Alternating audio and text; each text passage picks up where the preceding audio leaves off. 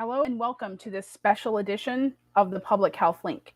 I'm your host, Marisa Salisbury, and today is a pretty important public health event. This is World Rabies Day on Wednesday, September 28th, 2022. So I'm going to talk to you briefly about World Rabies Day, and I'm excited that this is the first event since starting the Public Health channel that I get to work with you on, and you get to hopefully find out some of the ways you can be active in your community. So there was a really great infographic that was provided by the World Organization of Animal Health that talked about how prevalent rabies still is today. So there are about 60,000 people that die from rabies every year. That's roughly 1 every 9 minutes somebody dies of rabies. And most of the deaths, unfortunately, are children.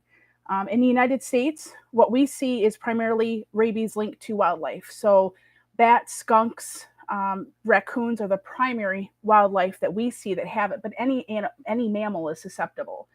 The prevalence of rabies is actually in 2/3 of the country worldwide. And I hope you go to the World Organization of Animal Health, and I have the link that will be posted shortly so that you can actually access that information for yourself. 99% of all cases worldwide are actually from domestic dogs. So what can we do? Well, hopefully you watched the last episode of the Public Health Link where I talk about some action items. So what can we do? We can keep all the animals that are eligible for rabies vaccine, keep them up to date. So that's dogs, that's cats, that's livestock. If you work in a field that you're at risk for potential for rabies as a person, as a human, that would be veterinary medicine. If you're the person that is called when someone gets a raccoon in their attic and they need to be removed, you should be vaccinated for rabies. Anyone that's susceptible, that has a potential to be susceptible or in contact with an animal that could potentially have rabies, you should be vaccinated. In addition, there's something called post-exposure prophylaxis, or PEP. So if you're someone that has been exposed to an animal that cannot be confirmed as not having rabies, then you may be recommended by a clinician to go through those steps as well.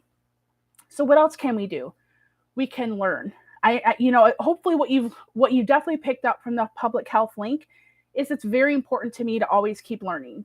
So there are some things that you'll find in this description for this live segment that will talk about what you can do to prevent rabies and what you can do to be up on information regarding One Health. So one of the recommendations I want to throw out there, I should say a couple of them, there is a book that is actually on rabies. As you can see with all the tabs I have in there, it's a wonderful book. It actually talks about any myths that were created as a result of animals that we believe were actually rabid, and myths were made out of it, like werewolves. In addition, let's say this whole One Health concept is new to you, and I've discussed it in my other episodes, so please don't hesitate to go back and watch the first few episodes that I had done for the Public Health Link. But One Health is the understanding that for a community or niche to be healthy, you really have to have collaboration from 3 different specialties, for lack of a better way of saying it. So that's human medicine, veterinary medicine, and environmental sciences. Without collaboration of all 3 of these, you don't have a healthy community. So if you've never heard of One Health, or maybe you're just looking for another great book to read on One Health, I highly recommend Zoobiquity. Because remember, rabies is a zoonotic disease. That's a disease that's transmitted from animal to people. So it's a great book to read on One Health, on diseases that are transmittable, and how human medicine has actually used some of the information that they've learned from animals to take care of people, which is I find very interesting. So don't hesitate to take a look at the links. Think about what you can do in your community. Make sure your pets are vaccinated if you're someone that's at risk for rabies. In other words, you work with animals that could potentially be a transmission source. Get your vaccines. Read about it. Reading about it is always a great way to keep on top of different information, especially when it comes to something you may be susceptible to that you weren't even aware. Check out all the links that I provided in the description for this video. There may be some great information for you, or you might know of somebody or a way to provide the information to somebody else. In addition, check out the Global Animal Resource. The link is provided again in the description, and there are actually global events, not only today for World Rabies Day, but actually for the next few weeks.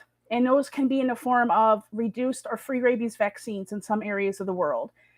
Some veterinary clinics and organizations are actually doing spaying and neutering clinics. So check it out. See, maybe you can get involved. If your animals are spayed and neutered and up to date in rabies vaccine, maybe you could volunteer at one of those different events. So I'm so happy to be with you on today's World Rabies Day for September 28th, 2022. Don't hesitate to share this video or the resources that are in the description for you or anyone else in your community.